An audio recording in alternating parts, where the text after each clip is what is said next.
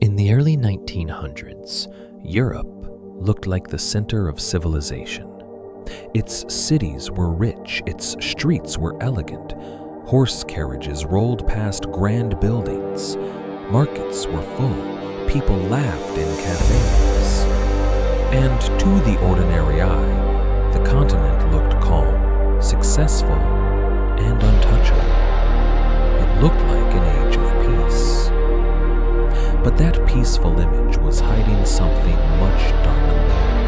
Beneath the music, beneath the shopping streets, beneath the royal ceremonies, fear was spreading through every palace and military office in Europe. Kings, emperors, and generals all believed the same terrifying thing. Another giant war was coming, and no one wanted to be the weak nation when it arrived. Trust between nations slowly began to disappear. Old friendships meant nothing now. Every government started watching its neighbors with suspicion. And when countries stopped trusting each other, they started building weapons. Massive factories rolled day and night. Rifles rolled off assembly lines.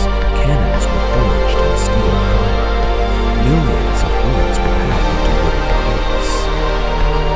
Europe was preparing for something, even if no one said it out loud. Then came the armies. Germany began training enormous numbers of soldiers with ruthless discipline. France expanded military service, pulling more young men into uniform. Russia, with its huge population, gathered wave after wave of manpower.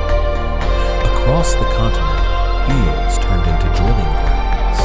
Boots pounded the mud. Officers shouted commands. Cavalry thundered across open land. Europe was not simply protecting itself anymore. It was rehearsing for war. And while armies grew on land, a second race was happening on the sea. Britain, the ruler of the oceans, watched nervously as Germany began launching giant steel warships. So Britain answered by building even bigger ones. Germany responded again, month after month, ship after ship, gun after gun, the oceans filled with floating fortresses. It became a contest of pride, fear, and power. Whoever controlled the sea could control the future. But weapons alone do not create war. Minds have to be prepared first. Newspapers began printing stories of enemy threats. Posters screamed patriotic slogans. Politicians gave speeches warning that neighboring countries could not be trusted. Ordinary citizens started hearing the same message every day.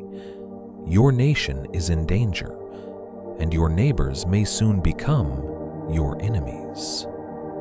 Fear slowly turned into anger. From the outside, Europe still looked like a family of civilized nations. Kings attended ceremonies together. Diplomats smiled in photographs. Leaders shook hands at banquets. But it was all a performance, because under the table, everyone was hiding weapons. Every handshake carried suspicion. Every smile covered panic. Every meeting was a silent calculation of who would strike first. By now, Europe was no longer still.